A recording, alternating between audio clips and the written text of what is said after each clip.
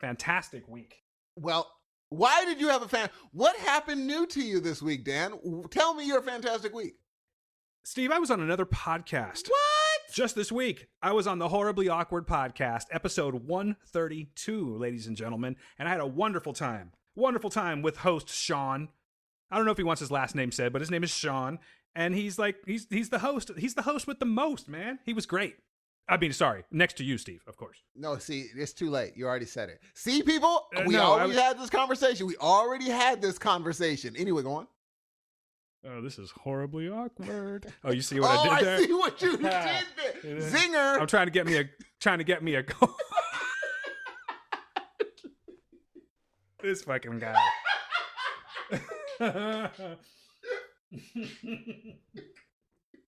Inside joke, everyone. Yeah, but anyway, man, why do I sound like I just smoked like 20 cigarettes in a row? I know. I've never heard you laugh like that before.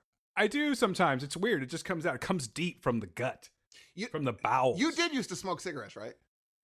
Yeah, and I'm happy to say I have not smoked cigarettes for over a year now. Oh. Thank you.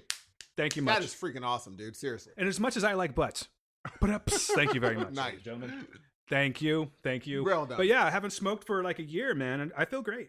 I feel really good. So this week marked that anniversary. And then of course, I was on the podcast. And what else? Let's see. Oh, Deadpool 2 came out. Dude. That was cool. Got to check that out. I can't we'll be talking about that. I can't wait to talk about that. Yeah. We're not going to dedicate a whole show to it, but we're going to be talking about this bitch. I'm telling you right now, it was a great movie. Spoilers. And that's it, really. Other than that, I just worked and hung out, and my friend didn't die. Ladies and gentlemen, if you didn't listen to the last show, my partner in crime here, my host with the most, really, you are the host with the most, Steve. I'm sorry, I hurt your feelings. He almost died the other night. He totaled his car. He was hit by, was she texting, by the way? I don't know. That's a good question, but she did not see the flashing red light. How old was she? Oh, I don't. Roughly? She couldn't be more than 19, 20 years old. She was texting, bro, for sure. But anyway, my friend lives, so everything's good, man. All is right with the world. Family's healthy. Everyone's happy. It's going to be a great show, man. I feel it. Can you feel it? I do, and I'm thinking, what if I'm a zombie? What if I didn't really live? I just walked away. Dude, I could be the Fresno diet. And it just hasn't hit me yet. As long as I can be included on the hijinks, man. Okay. I'm fully down. Done deal, dude. Oh, dude, I could turn you. Nah. Oh, you're cold, buddy. Nah, man. Cause, well, I tell you, you think you know somebody. I'm just going to be monitoring you. Like if your eyeball falls out while you're talking to me or something, we might have a situation on our hands. I appreciate it. You know what? Okay, wait, before I even go further, we have business to take care of. We do. Dan, we do. It's been a while. Hey, real quick though. It seems like we haven't really talked for a while. Is it weird? It's just like we're back to our regular format, and it's been a minute. That is weird. Yes, it has been a freaking minute. Now we're back, and because we didn't do it 2 weeks ago, and then last week it was with the books, and then this week it's just back to normal. Yeah, and plus we were doing those other ones. Basically our loose form, our what were we calling them? We were raw dogging it, basically. I don't even. We still are. It doesn't even make sense, but that's what we were doing. We totally still are. So I'm happy to do this. Yeah. So shall we? Shall we get to it? Yes. I'm going to try and find my groove as we. Oh, look at this guy. He's on point today. Say it again, Steve. Hit it. Ladies and gentlemen, how is it going? Your friend Dan Ramirez here on the mic, and I have some news for you. I got contact info. Here goes nothing. So if you want to reach the Heroes of Noise podcast, you simply have to email us, ladies and gentlemen, heroesofnoisepodcast@gmail.com. If you want to find us on Twitter, you can find us at Heroes of Noise. You can find me, Dan, at DanQPublic, and my buddy over there, the man that lived at SE_Hudson Music. We're on Instagram. We're on Facebook. You can find us both of those there at it's Heroes of Noise Podcast, formerly. And you can find it all at this lovely little spot I like to call www.heroesofnoise.com. There you can pursue your dreams of having us, on your own phone and subscribing to us and checking us out on YouTube and all kinds of other shit that we can do that I haven't done yet. But it's happening. It's going to come, I promise. So that's really it. Get in touch with us. We would love to hear from you. If you have email, you have voicemails, do it to it and just send it to us and we will play you on the show. Guaranteed. That's all I have for you right now, Steve. Back to the show. Dan! Yes, sir. What have you been watching? Oh, we're there already? God damn. Okay, Yes, let's sir. do this. All right. Let me take a little sip off this lovely tea drink I'm having, folks. Hear that? Gee, you know what? That's I'm going to Starbucks black next tea time- right there. Oh, never mind. It wasn't the special drink. You got to send me the Oh, no, I haven't been drinking that. Yeah, give me that, because when I had to do that singing thing, I was like, because you know how you have that itch? Yeah. For no reason. It was no reason. But every time I talked, I was kind of coughing. And I was like, okay, what's going on here? And so it made it hard to do what I had to do. And I was like, right now would have been such the perfect time for me to have had Dan's little, like, good for your throat. the lubricant. Yeah, what? And so text me the recipe. I'm just going to break it down to you. There's no recipe, sir. It's this simple. You get yourself some hot water in your favorite coffee cup. Add honey as much as you'd like, because honey's to taste, basically. Oh, and then really all you're really doing is you're going with apple cider vinegar. That's it. Oh, I thought you put like some sort of chili or something. Chili? Why Didn't not? you put some yeah, sort of- you're going to actually put the juice from 4 ghost peppers in there. I really thought you put like some sort of chili powder or something in. It's going to be funny. Watch, guys. He'll do it. I would too. I'd be like, ghost peppers. It must disseminate or something, and I'd be walking around there like, Well, if Dan said it, it must be true. So it's only hot water, tea, or hot water, honey, and Just apple cider vinegar. Yeah, like I would say Vinegar? probably like maybe 2 tablespoons. Maybe that's even a bit Of apple much. Okay. Yeah, that's it. And it's good for your throat. Makes you sound magical. I just haven't had any honey, so I haven't been doing it. Because these allergies are You for know the what? birds. Honey is dog. expensive, G. I forgot you had allergies. Yeah, that's why we didn't record earlier. Thank you for that, by the way. I had a headache, Oh, folks. no. I was being a little bitch, and I didn't want to record just yet. I had to get rid of the headache, Gee. and now I'm good. So let's do it. Dude, here's the thing, man. Whenever you need to, and it just, what I did all day was watch my son play, one of those videos. I forgot. what the name Fortnite? of Is he the- playing Fortnite? He plays Fortnite. That's a given. But there's another one. It wasn't Dark Souls. It's some other game. Xbox or PS4? PS4. It's like anyway. Unreal? He was playing that all day, and we were, and I was just sitting there watching him. The And Uncola? it really, you know what I'm saying? Remember, was there an Uncola? Yeah, it was, that's 7-Up. Don't you remember when That's not true. the Uncola? You don't remember that? I do not remember that. Okay, so maybe you know this guy's name. Okay, I'm going old school because this is the only thing I know him from. Did you remember the movie with, I believe it was Aileen Quinn? It was Annie, the old school Annie that came out in the 80s. Do you remember this movie? I do. Okay, so do you remember the guy that played, was his name Punjab? Which is really fucked up now that I'm thinking about that. That is terrible. Yeah. Did you ever see that really racist movie called Little Orphan Annie? That is terrible. Am I making that up? Hold on. I have to Oh, look he's now. the dude that sung Under the Sea. Is that him? Yes. Are you sure? Totally, G. Look up his picture. I am like not with it. I'm trying to type in Annie and I just typed in Alice in Chains. So my head is with music. Dude, you're doing the most. Doing the least. That's the dude that sings Under the Sea. I did not know Jeffrey Holder. that. Jeffrey Holder. Where are you at? Jeffrey Holder. Okay. But see, his name was Punjab in that. Is that fucked up? And he wore a turban. Terrible, dude. Terrible. Yeah.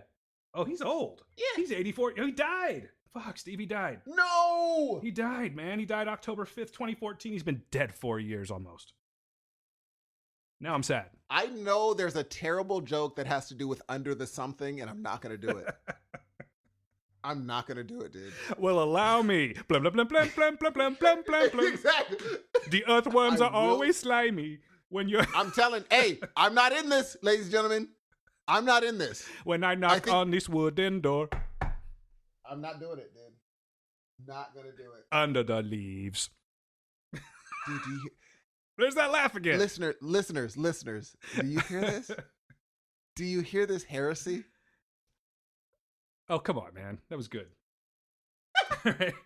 But But anyway, yeah, Uncola. He had that. He was a 7-Eleven or 7-Eleven. He was sorry. Never mind. Wow, I know. you are doing- Was that? You know what? I'm not even going to go where I almost went. But no, he. I know what you. I know. That's why I don't have to do it. I'm cool. I'm sitting this one. Can we out. call do-overs on this? 7-Up is what I was Please. trying to say, which he called the Uncola. The That's where we were. I didn't know it was the. Oh wait. Maybe I do remember where he was really close to the camera. No, Trust me, folks. He's the Uncola guy. Look it up. So anyway, how are you, Steve? I'm doing. What have you been watching, sir? What have I been watching? Let's see. Okay, I thought I would like start off kind of slow this week and sort of work my way up. Okay, so the first thing that I want to talk about is a little show that I've been watching for the last 3 weeks, and I know that you caught it. I actually recommended it to you, and I may be taking my recommendation back on this one. But what I'm talking about is a show that comes on STARZ. It's on Sunday nights, and it's called Sweetbitter. Has anyone heard of this show? Like anyone's going to answer me. I'll talk about it now. Hold on. Sorry. I was going to go to my little notes here. I'm out of practice, Steve. I am. I'm just letting you. Like you said. I'm out of practice. See what happens? We just bullshit so much. This dude. I'm out of it. You are hilarious right now. Good night, dude. everybody. I am just sitting here like this is freaking. I'm having a conversation with myself. I'm out of it. I'm admitting it to you. I'm just like getting back into things. Okay, it's like when you start working out again. problem. You know, you're not as strong. Yeah. That's all. That's all. All right, here we go, guys. I'm sorry about that. Welcome to Babel City. So, what the show I'm talking about is. Doing it, dog. Damn. This kid is doing it. Damn. I think I'm going to leave all this in too. Screw it. Why not? You should skip it. I am. So what? Fuck you if you don't like it. Okay, here we go. Not you, Steve. I'm just glad you're alive. But you, the one that's like, he's doing terrible. Kiss it. See how mean he is? I am. Well, you know what? Give me a break. I'm just trying to warm back up here. So here we go. Sweetbitter on STARZ on Sunday nights. And it stars Ella Purnell, who plays a lovely young lady by the name of Tess. And we're going to talk about her a little bit. But what this show is about... Shall I read the old? Let's see. Do we have a good one worth reading? No. This is. Mind you, before he starts, he really wanted me to watch. I this did. show. No, Okay, I did. Go ahead. No. Yeah. I'm totally admitting that to you. Okay. Uh-huh. So it's called. Oh, shut up, Mister.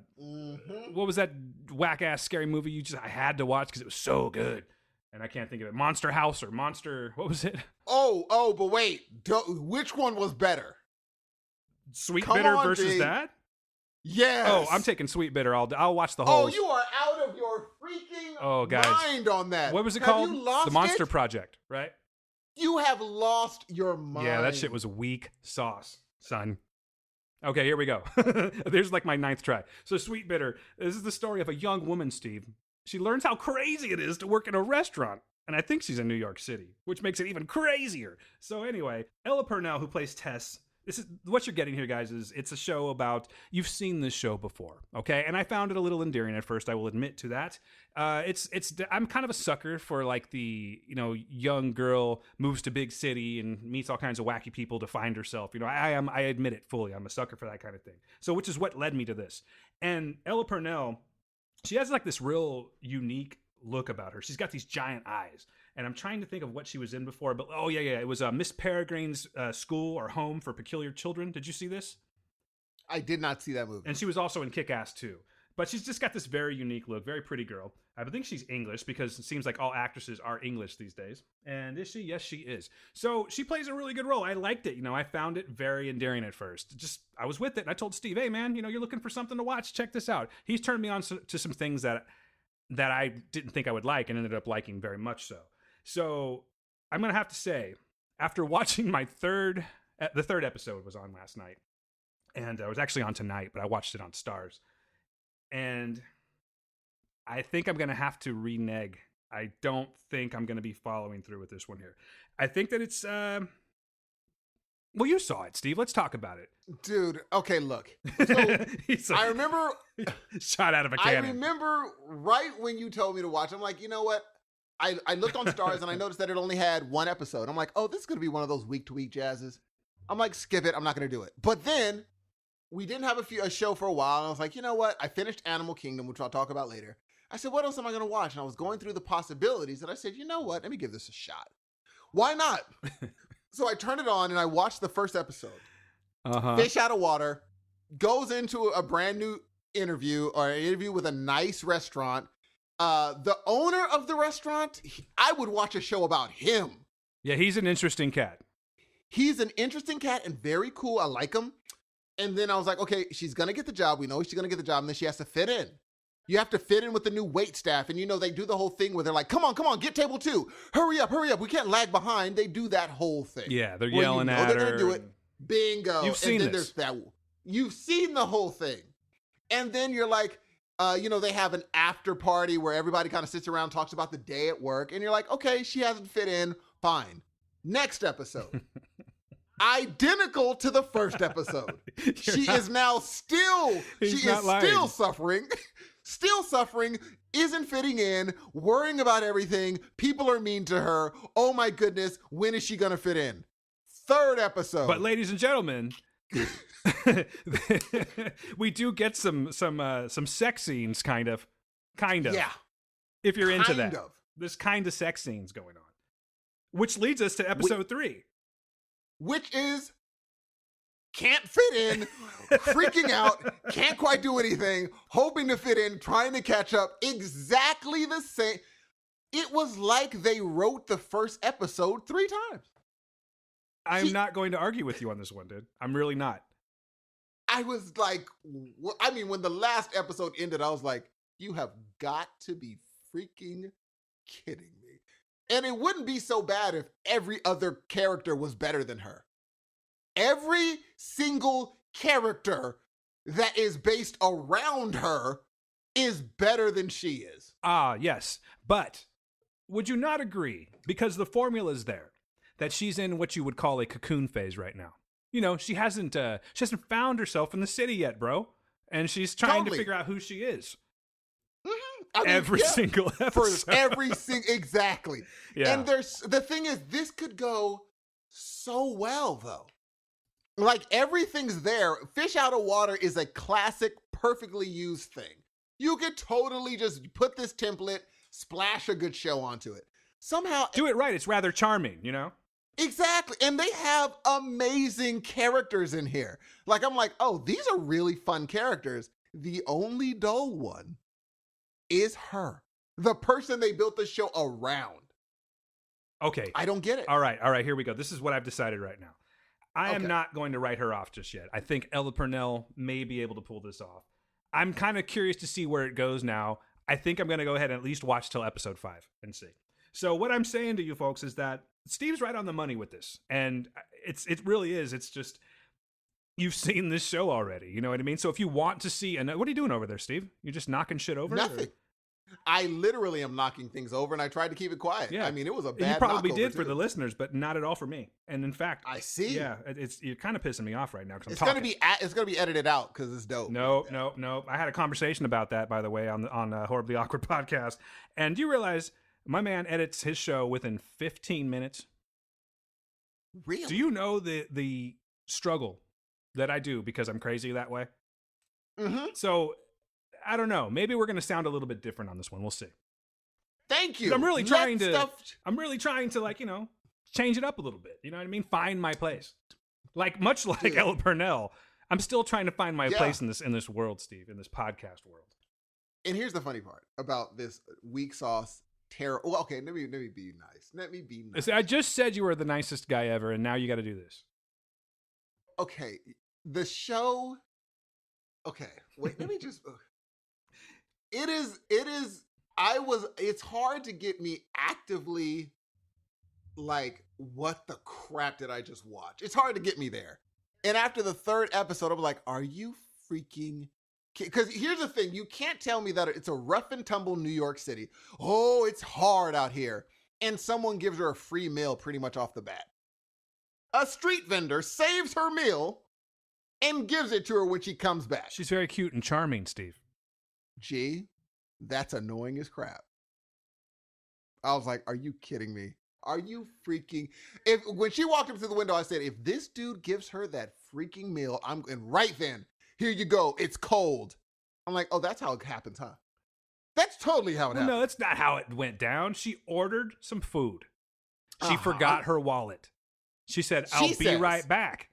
And then, of She course, said she forgot her wallet. She did forget her wallet. I'll be right back. I think she said that. But she takes off. Yeah, she did say that. Yeah. She did. She takes off and she gets into the shenanigans of this place. They go to this bar called Home Bar, where all of the snoots of the snoot hang out, basically. All the hipsters, you know. And there's this guy that she's chilling with, is this Russian dude. What's his name on the show? He's so good. He's so good. His name's calls Sasha. her Baby Monster. Yeah, he calls her Baby Monster. Baby Monster. He talked like this. He called her Baby Monster. Baby Monster. And I like so him. Good, dude. Build the show around him. Good grief. See what I'm saying? I think that I think that we should really reevaluate this, Steve. Yeah. And a show where she accidentally goes back home and they continue filming. I will reconsider that show. Maybe I'm just being nice, guys. But I'm going to go ahead and I'm going to stick it out. I'm going to continue to watch it. I will get back to you on this. Because okay, let me I'm going to tell you. I liked the show up until this last one, right? And where I totally felt the way that you felt, like this is literally the same thing over and over again. But name one show that you liked that didn't have one kind of shitty episode. From jump? You thought all of them were shitty.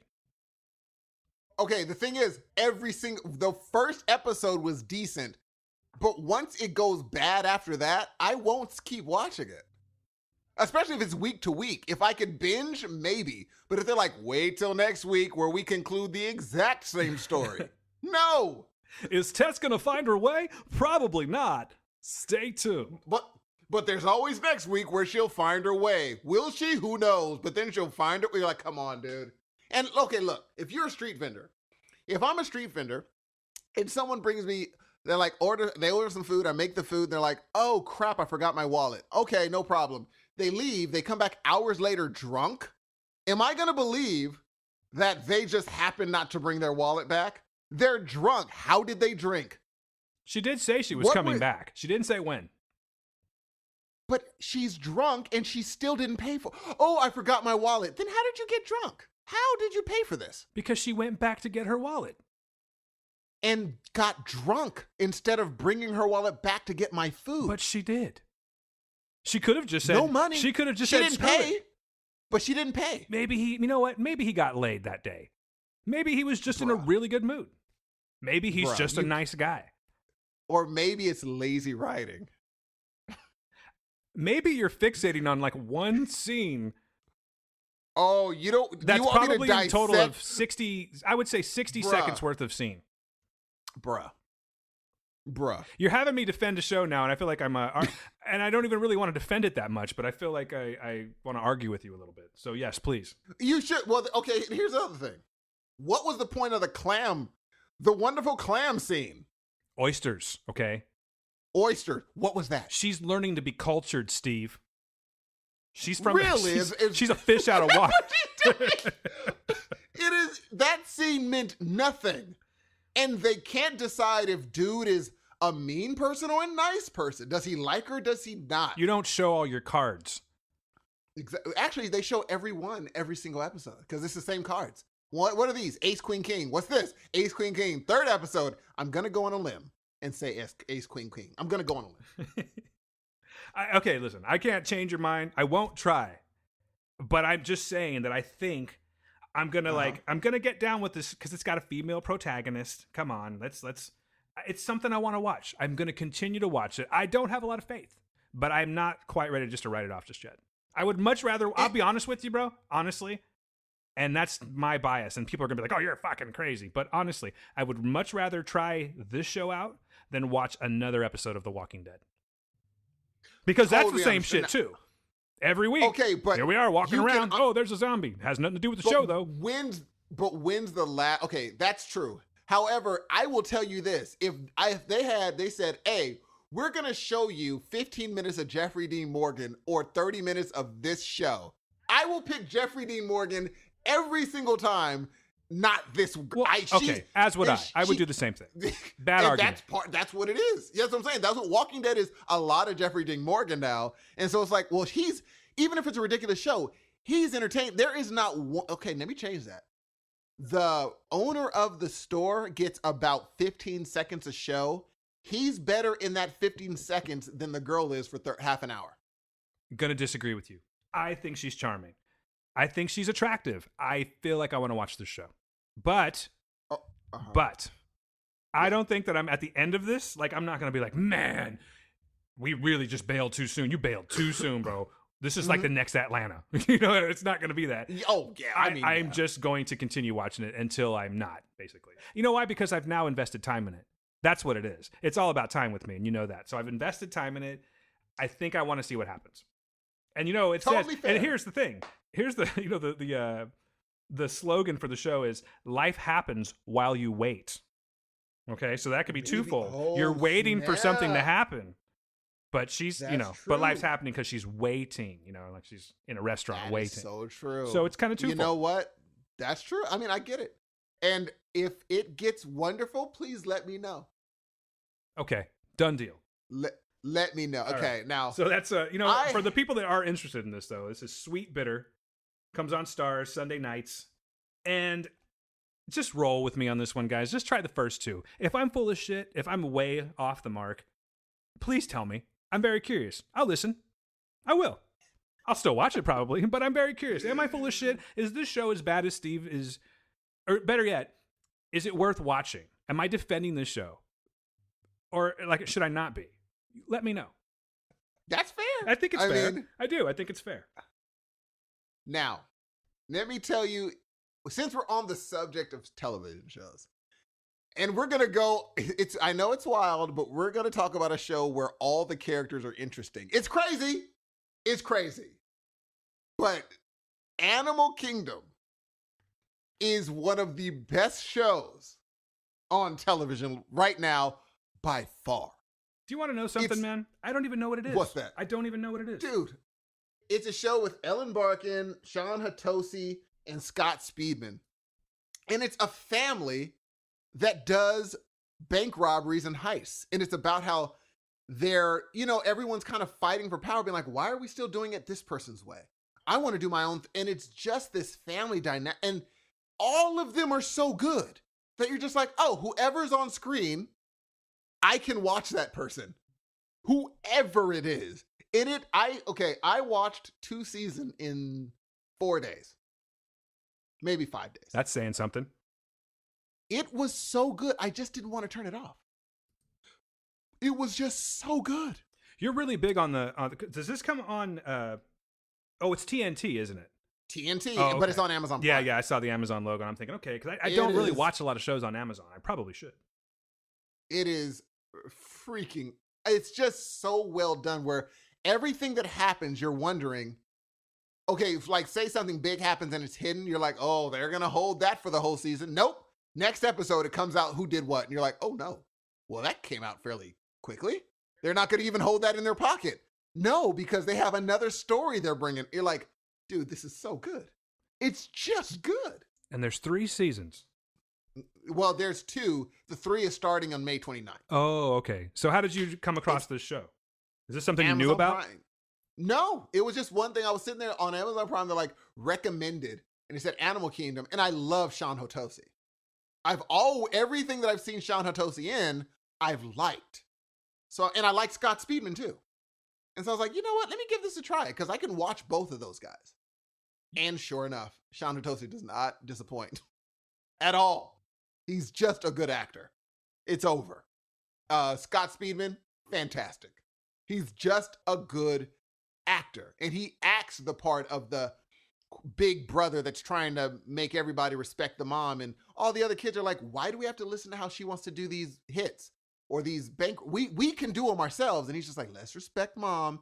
And it's just a good story. It's a story. It feels like these writers sat down and said, let's do as if we're going to have 5 seasons and do a full story arc. Where does this go? There are no hiccups. There's just none. It's just barreling you through all the way through. If you like The Shield or if you liked Sons of Anarchy, you're gonna like Animal Kingdom. Now, Sons, I loved. It's not take the random murder and the bikes out of it. If you took those out, it's still an awesome family dynamic show. Seeing how they work together, that sort of thing. Whereas this show, if you take all the heist out of it, the family dynamic is so deep. But then when you put heist and murder in, you're like, oh, they do these things and then they have to come back as a family, and keeping everyone out of prison. You got to make sure not one of your family messes up.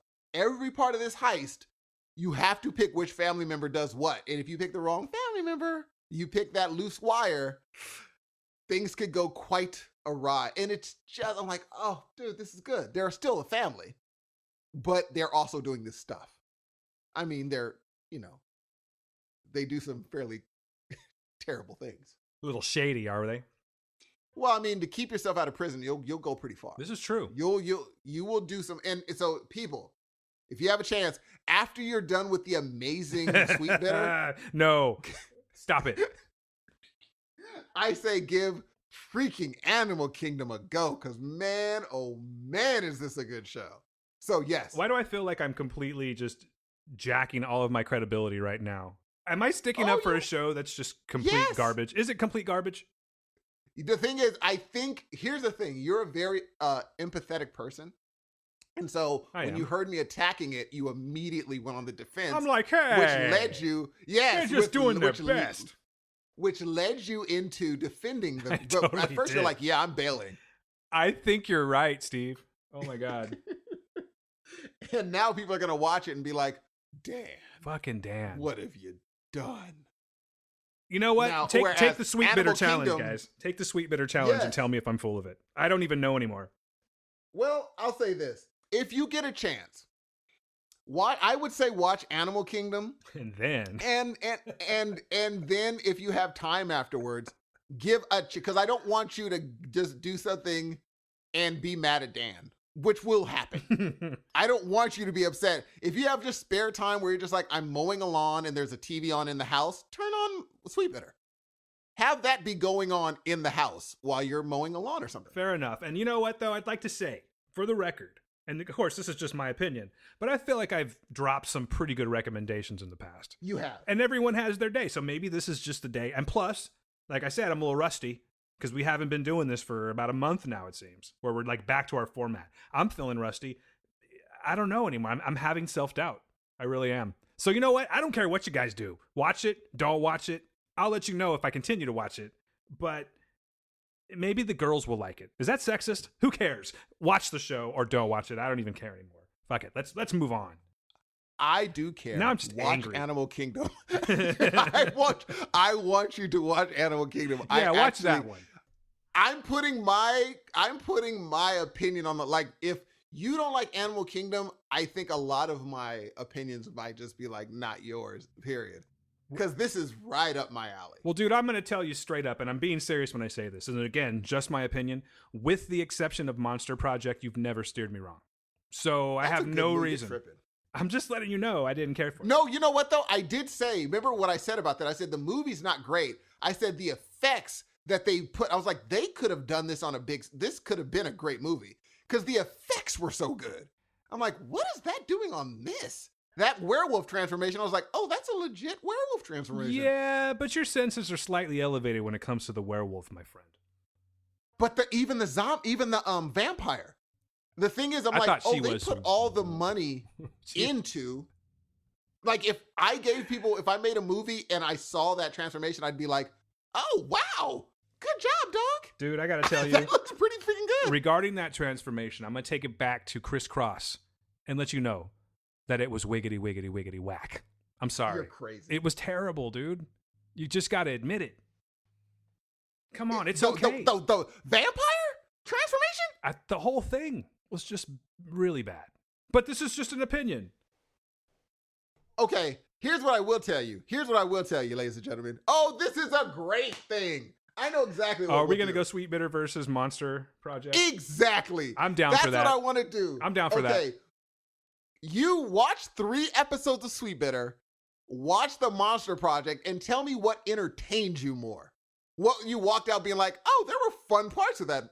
Or there were good parts of. I guarantee Monster Project is going to be like, well, you know what? Here's what I wasn't, bored. Sweetbitter, they're going to be like, here's what I was, bored. I was completely okay. I know this is really good. This is really good. Yes. I think that we should do this, guys. Please, someone, Johnny, Mick. I don't care if you assault my show that I'm recommending. I don't even know if I'm recommending it. But I know that you guys will at least do what we're asking here. Whereas Yes. some of you, anyway, I think you should do this, guys. Please watch this and just compare and tell me, am I full of shit? Is the Monster Project not the worst thing ever? Because I really feel it is. But I feel as strongly about Monster Project as you feel about Sweetbitter. Oh, no, I don't think that's true. I really do. I think that you feel a little bit less about Sweetbitter because you're just defending it now. I don't think you like Monster Project.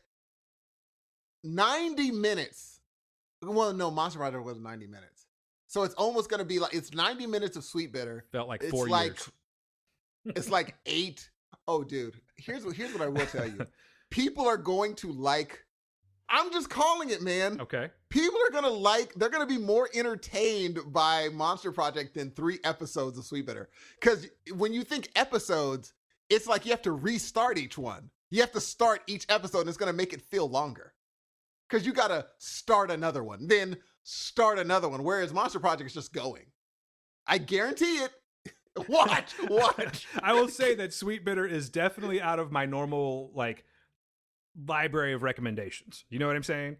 But I will still admit, Yes. I will fully admit that the first 2 episodes, whether you call them boring or not, I found them to be a little bit on the charming side. Like I said, I'm a sucker for the fish out of water thing. I went in to Monster Project fully ready to embrace it because I like horror movies.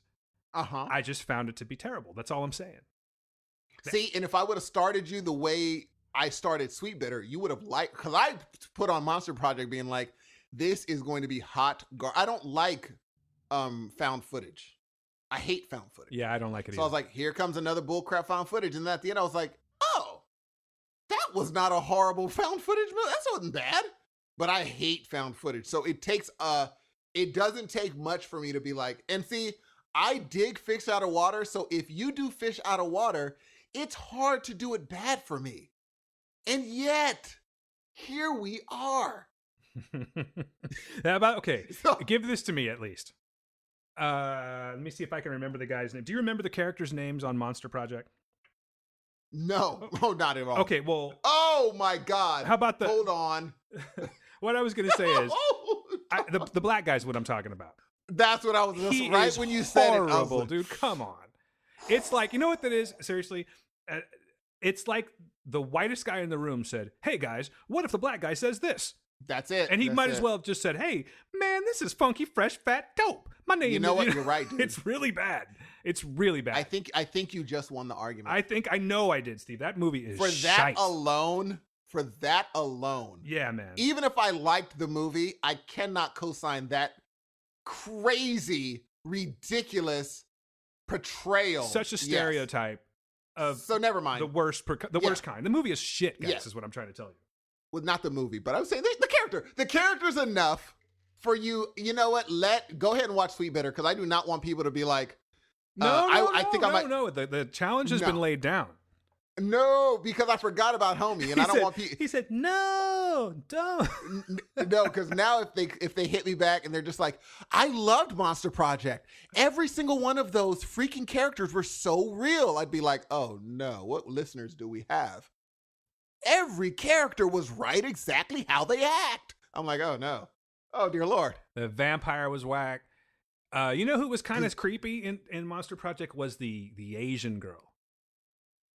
Oh, she was like a dope. demon, wasn't she? That was her thing. She was possessed by a demon. Yes. But the werewolf was dope too. Eh. Like how it would lumber around. Like it looked like it had a lot of weight to it. I was ready to dip. Well, there it is, guys. I still think that you should take the original challenge. Nope. Watch. No. And the fact that he's saying no kind of proves my point. I can't co-sign stereotypes. Okay. I just can't. All right. Let's do this.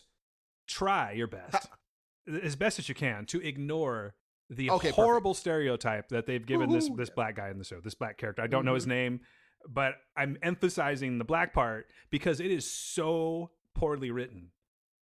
Like, It's bad. it's really, really bad. So if you do that, What other Fish Out of Water shows do you know? Oh, you're putting me on the spot right now. Let me think about that. I don't know. I can't think of another one, and I'm sure there are one. Well, I don't know if it's necessarily a show per se, but like say, even going far back as say something like, remember Real Genius with Val Kilmer? I do. Oh yeah, I do remember that. Yeah, and the kid that was, he's new to college, he's out of it a little bit. He didn't really know, couldn't find his way, and he's befriended by Val Kilmer. So that's kind of a fish out of water thing. This is the first thing I could think of off the top of my head. What's another one? I'm guessing that every vampire show is a fish out of water because they're vampires. Oh, I got one. What's that? And I love it. I don't give a shit what you say. Oh boy, I do, and it's pretty much around the lines of Sweet Bitter. Oh boy, I fucking love this movie. I do not care what you say. Devil Wears Prada. I've never seen it. It's fucking great, and I don't care what you say, sir. It's a fantastic. It's got Meryl. Wait, isn't it? It's got Meryl Streep. Isn't it? Meryl Streep. Well, you can't. Yeah, that's. I mean, she'll uplift. She'll rise or uplift any movie she's in. It's got Anne Hathaway in it. She's. I never got into Anne Hathaway, dude. She's too aware of what she's doing. Look, man.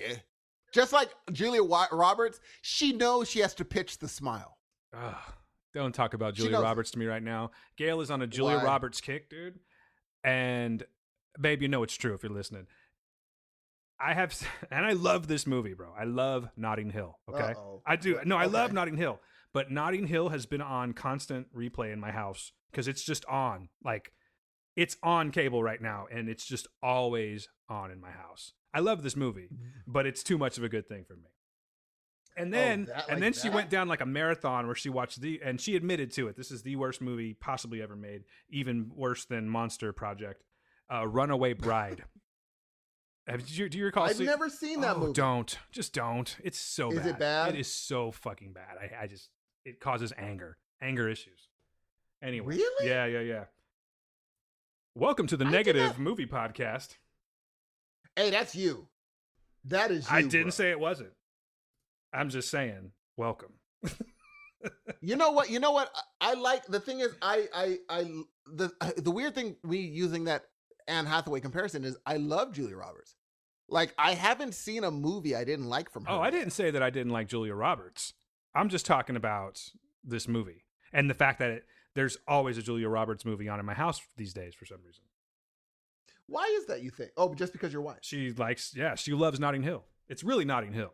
Fantastic movie. I've never seen Notting Hill. It's fantastic. You were just telling me the other day, sorry, this is something that was off mic, but you did say that you love, was it You've Got Mail?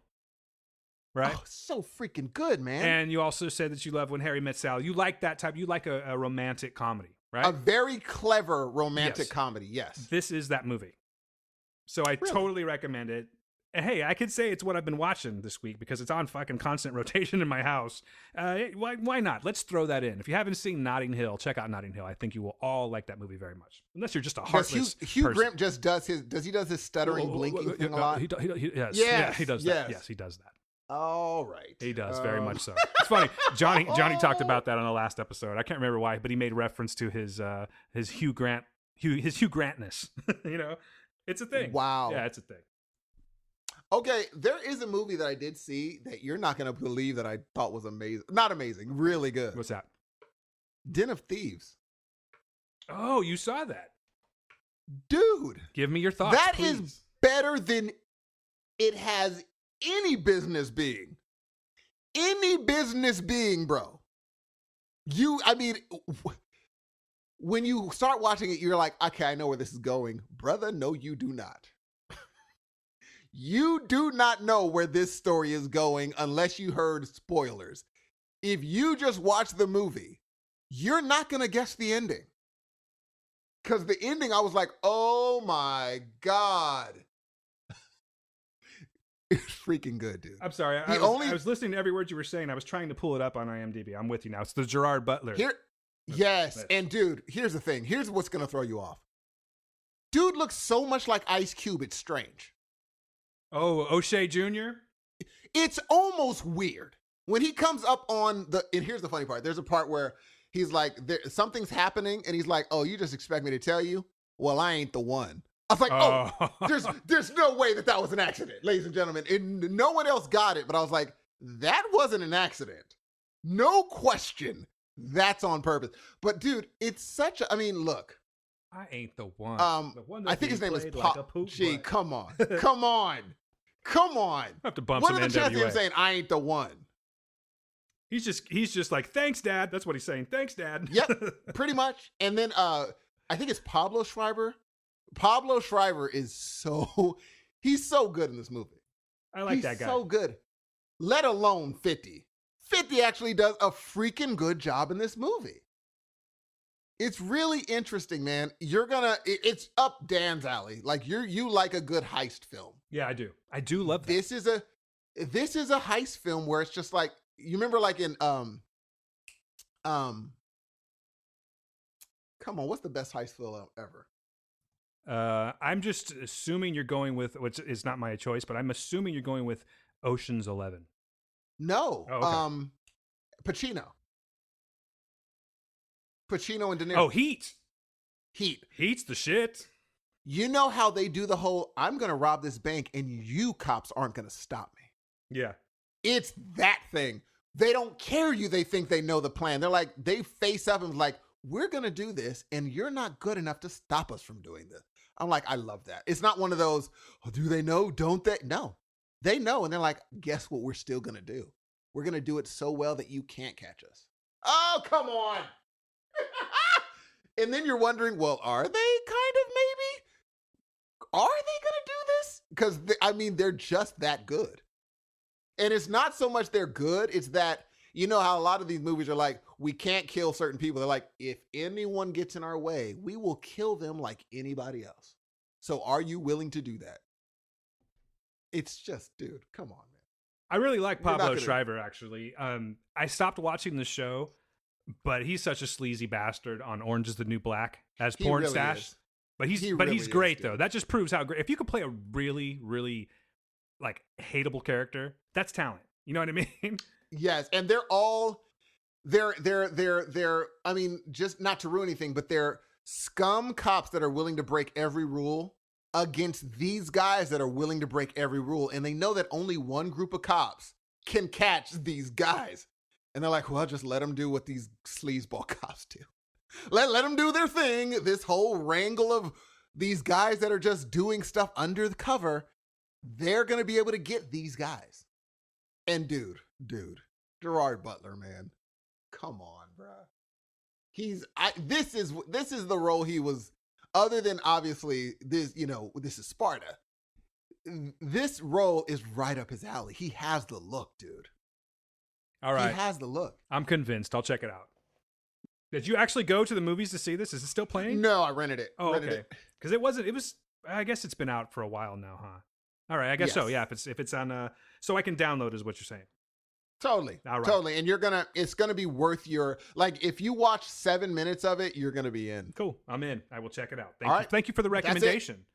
Yeah, you're welcome. No problem. But that's if you have any time on your hands. I don't know, because I'm watching lots of Sweetbitter these days, Steve. Exactly, G. If you have time, after your rewatch of the 2-3 episodes, please. I want to talk. You said rewatch, and man, I want to talk about something that I watched, but I can't. I cannot talk about it. It takes too long. It takes too long, Drew. No. I'm talking about something that you can watch as well. Oh, I want to. And I don't know. Can we talk? I don't think we can really. We can't. I don't even know if I can give my thoughts on it, to be honest with you. You cannot. Nope. No. You think I can say that what I watched? Nope. I better not. Cut that. Even cut that out, because I wouldn't even want them to be like, then why'd you even say it? We'll cut this out. No, I won't. I will not cut it out, sir. Okay. Hey. The movie I'm talking about is Fat Albert and the Cosby Kids. The live action film. Mm-hmm. And we know how you love Cosby. I tell you, I never understood it. Yeah, he's the zippity zoppiest, man. All right, so you know what? I'm just realizing that my arsenal's a little weak this week. So let me try to steer it around. There is another thing you haven't said. What's that? Let me see what the next thing you're going to say. Go ahead. No, I'm not there yet. But I'm going to talk about something that I watched, and it's on Netflix. And I think it's been out for like a couple of weeks now, maybe even a month. But I just happened to watch it last weekend. And it is just as good as his other submissions. And what I'm talking about is John Mulaney, Kid Gorgeous. God wow. damn, I love John Mulaney, man. He's like he's becoming one of my favorite comedians. And it's his style that I like. It's his affect that he has. It's just the way he tells a joke. I think he's fucking great. I almost said genius, but I'm calling everything genius these days. He's not genius, but he's a wonderful comedian. And when you tag him when you pair him with Nick Kroll, that's huge. You know what I mean? You there, brother? Mm-hmm. What are you I'm doing? I'm not doing anything. Doing somersaults?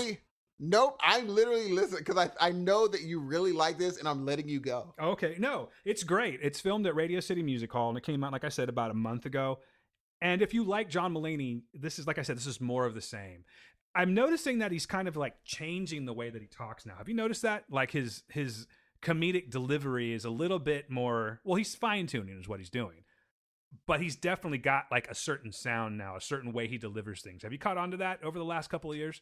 Like if you watch what New do in you mean, Town, Dan? Please tell me what you mean by this. Well, like if you watch New in Town, for instance, he's John Mulaney. The best thing he ever has done. It's so good, man. That proctologist joke to this day, dude, it's the best. I was listening to Gail. She watched Kid Gorgeous and fell in love with John Mulaney, so she ended up going back and watched all of them. And I was just listening to her bust up, dude, over the proctologist skit. Dude, Ooh. I'm new in town. That's the one that gets me. I'm new in town. I'm sorry. He tells a joke. It's so funny, man. I don't want, it's one of those, he tells it better, so I won't tell it. But it's the proctologist joke. That's my favorite one in New in Town.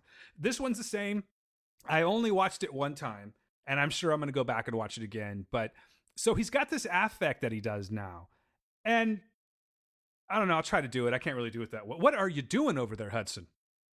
I'm literally just, I have not done anything. I'm listening to you. It sounds like you're herding cattle to me.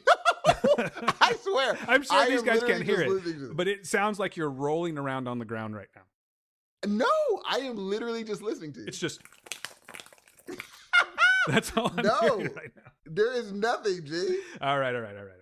So anyway, he's just got this delivery that he does now, and he's kind of got it to where he's sort of got just the slightest little bit of a lisp now. Just a little bit. And he'll tell his joke and he yells his joke and he talks this way. And then he closes the deal at the end of that's John Mulaney. That's it. Not my best, but that's how I hear him. And, but God damn it if he's not great. He actually came to Fresno touring this and I was going to go, but guess what? I had to work, so I didn't get a chance to check it out. But I'm kind of glad I didn't, because it was, I don't know what it is. I always prefer to watch it. It's cool to watch it live, but like I saw back in the day, I saw Eddie Murphy do Raw live. And then I saw it in the movie theater. And it was just better in the movie theater. It was really cool seeing Eddie Murphy do Raw live in my hometown as a little kid. But I don't know. I think it's just the way it's shot. And, you get all those, they know when to like tag onto his face, like to pan onto his face rather to, so he can seal the joke visually. So all of that's just a little bit better to me. But I highly recommend this guy's Kid Gorgeous. If you haven't seen any of John Mulaney's work, you're missing out on something that's pretty fucking funny. I really love this guy. He is hilarious. Yeah, he's great. He's great. I almost asked you what you thought, but I know you like this guy. But I highly recommend this one here. This is one of my favorite watches of the week, except for the one that I can't talk about. What? But I want to watch. I want to talk about it. I want to talk about it badly. Anyway, so that's it. We had a little bit of, so we had my sweet bitter. I can't even say it anymore. It sounds so fucking ridiculous. And we got Kid Gorgeous. So moving on, I actually skipped a step. I was going to try and go from like worst to best, but the verdict's still out on this one here, man. I don't know exactly what I'm going to do with this yet. I watched second season. I watched 2 episodes of the second season of 13 Reasons Why on Netflix. And I know you haven't watched season 1, correct? I have not. But you know kind of what's up with this one, right? It's about. I do. So it's very suicide conscious. It's a season 1 is Season 1 is actually the tale of a girl named Hannah who has guess how many reasons? 13 reasons why she killed herself. You can watch the show and find out. It's right up front. I don't even think I'm really giving you spoilers on this here, but I found myself locked into that last season, and I watched the entire thing, and I think I did it in like a day and a half, and I really liked it a lot. I am now a year afterwards, and it's like sunk in. Let me go back for just a second. I think the reason that I wanted to watch the show is because, and I'm talking about season 2, is because of how graphic it got in season 1. I don't really want to spoil it, but it does deal with suicide, and it does get fairly graphic on that. It was like, I was like, damn, they went there. And it also deals with rape, and it's just very, like, I don't know if your teens should watch it for the sake of being, educating themselves, or stay away from it 100%. I can't really tell just yet. But season 2 takes place 5 months after Hannah's suicide. And, there's this, oh man, what was the name of that movie? Do you remember that movie that I just absolutely hated called Open House? Starring Oh yeah, same guy, same kid. Yeah. I think his name is, or Minetti. Yeah. It's either Minette or Minetti. But he was like terrible in that. But I liked him in this. But it's almost like I don't know, man. I don't know where it's weird now because I'm only 2 episodes in. But now we're not only dealing with because before everything was done in flashbacks. Now Dylan is, from what I can tell, is seeing Hannah like a ghost. So I don't know if they're going to close that out and just keep moving on. But this is the aftermath of everything that went down in season 1. And I'm not really sure that I'm feeling this one just yet. I'm 2 episodes in.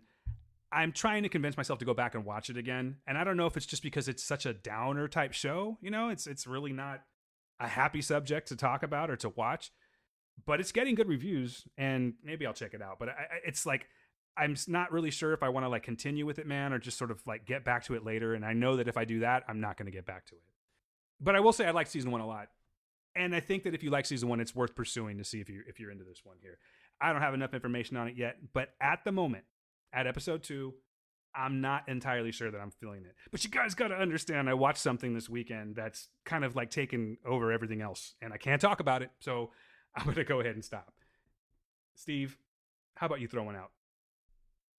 Atlanta season finale. Come on. Ladies and gentlemen. Come on. We have been following the wonderful and awesome adventures. I wouldn't say adventures, but we have been following characters on Atlanta for the last 2 seasons.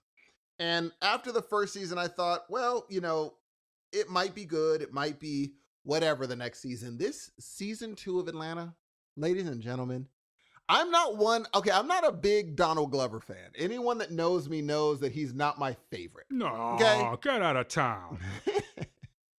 But I cannot deny the fact that this dude, with the adventures of Ern and Alfred and Darius and even Van I loved. Occasionally Tracy.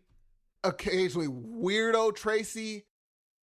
This show is working at a clip that I have not really experienced, and if I have, it's been years. Because I could rewatch shows over and over again and catch something else every time. I mean, if anything from Teddy Perkins, an episode called Teddy Perkins this season, Donald Glover did something that I've just never seen. I've never actually seen someone do this. And he combined horror into a show that's essentially horror for a group of people, but he made a literal horror episode in the limited time that he had to completion. It wasn't like, well, what happens next? No, And he put Stevie Wonder tunes over the top of it. You're not going to find someone who can do that. I got to give it to him. I would say that this second season of Atlanta is genius. Absolute, unquestionable genius. You will get no argument from me whatsoever on that, man. It is fast. I think it actually has become my favorite show on television. It's just so goddamn good. It's a trip. And every episode's different, even though we were actually talking about this on that Horribly Awkward podcast I was on. There was an episode that I somehow missed, dude. And I'm so glad that I went back and watched it. It was the episode Woods. I don't know what happened there. I was watching it. I kind of think I might have been drinking, to be honest with you, because wow, I'm just being honest with you. I don't remember. I remember started watching it, and it was the whole. Now, who's the girl that? If you guys know what I'm talking, if you guys are watching Atlanta, I want to know this. But Steve, hopefully you can tell me who is the girl that Al was kicking it with at the beginning in the nail shop, in the car. In the show, she's supposed to be a famous rapper, a semi-famous rapper, like really hot on Instagram, really hot on Twitter. Yeah, I got that she's Instagram supposed part. To be, yeah. That's what she's supposed to be. And so she's trying to kind of clue him in on how you're supposed to act. And Alfred just wanted to keep it real. I'm going to keep it real and still be Alfred. Yeah, she's busy telling him, like, you got to get rid of Ern so you can be Paperboy. Yes! No more Alfred. Let's be Paperboy. Paperboy. And he's like, skip that. And what he goes through trying to keep it real, I'm just going to walk up. What it shows him at the end was he's not Alfred anymore. People don't give a daggone about him, which then leads to the season finale where I'm not going to ruin it for you, but there's a part where he's like, you actually give a crap about me, and I need that. Because he realized that no one else does. They care about Paperboy. Only one or a few people care about Alfred. And I'm like, oh my God, this freaking show. Oh my God. Dude, what can I say? It's just perfect writing. You know what I can say, though? To me, episode 11, which was called Crabs in a Barrel, that's the series finale. Man. It didn't really strike me as a finale, though.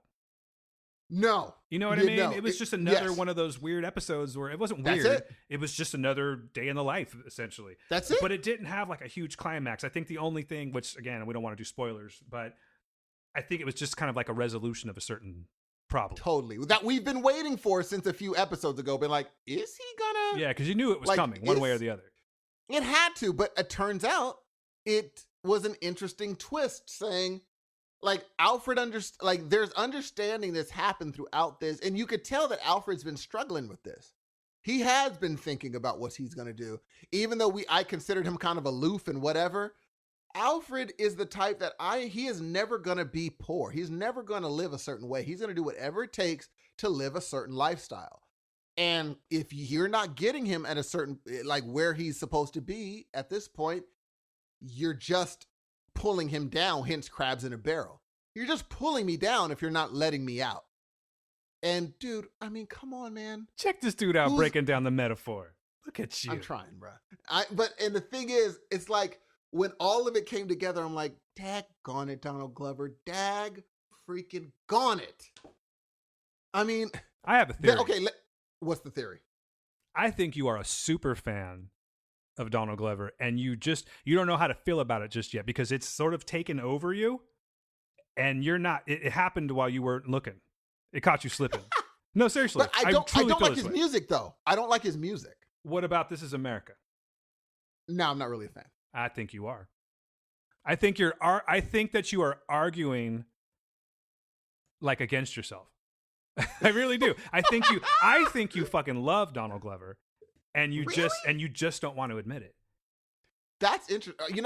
Here's what I have to do. I have to listen to his album and see, because it didn't click with me at first. Childish Gambino and Donald Glover are kind of like two different entities, I guess. You know what I mean? I don't know. I think that he's phasing out Childish Gambino. I think this album might be his last album as Childish Gambino. And I didn't care for the other one. What was it called? I think the last one was called Awaken My Love or something like that. And he went off on a real, like, I don't really know what he was doing. Because he started off, what was the first album called? I don't even, like, I'm not going to act like I'm a huge Childish Gambino fan. But I do have the first album, which means that you also have the first album. Yeah. And you're like, coming up. Not even trying. And, the thing is that I was actually talking about this because my daughter is going through a Childish Gambino, Donald Glover. She's got a crush on Donald Glover, ladies and gentlemen. But I was talking with my daughter about this, and yeah, we can talk we don't get too involved when it comes to like raunchiness and things like that, but we can talk about it in one way without really going there. But she and I both agreed in a roundabout way that really his first effort was very juvenile. You know what I mean? Like it was just it was just all about talking about his dick, essentially. That whole album was just talking about how big his dick was and that kind of thing, you know what I mean? Fuck a bitch to pass the time, that kind of shit. And then he started getting more and again, I don't have any of the other albums, but I have been kind of like falling down that rabbit hole with him in his videos and whatnot. And it seems like he's starting to grow up. He's maturing a little bit. And then he went on this whole Awaken My Love kick where, you got Redbone, which I do love Redbone. I think that sounds great. But I just didn't like, I listened to the album just the other day and I just really couldn't get into it. But I think that's more of me not like paying full attention to it. You know what I mean? Like I at least try to, even if I don't like a band and I find that out as I'm listening, I at least try to like, there he goes again. What are you doing now? What are you running through the woods like Al? What are you talking? There is no noise coming from me. I know it's going to sound crazy to the listeners, but I swear to you, it just sounds like you're just There is nothing happening, G. It sounds like you're wrestling with puppies. There is nothing. There is literally, I have not changed at all. Oh, man. It's in your head, bro. Yeah, it's in my head, in my fucking headphones is what it is. I think you're losing it. You're breaking my concentration, Hudson. I'm already doing poorly on this episode. No, you're not. I think you're losing it. I think Sweetbitter messed you up. Maybe, but I know sounds, Steve. I'm very good. I'm very good with sounds, and I'm telling you, it sounds like you're wrestling with puppies back there. But hey, does your daughter like This Is America? Oh yeah. I mean, I think that she's definitely bought into all the analyzing. I think I made a word up, ladies and gentlemen. The overanalyzing is what I'm getting at of this video. And I don't know, man. I wanted to talk about that with you, but I'm not fully prepared for all the references that this video is like supposedly quote unquote allegedly presenting, But there are some things that I know that we've talked about that are valid, like a few. I don't think this is I don't think that video is like the greatest thing in the world.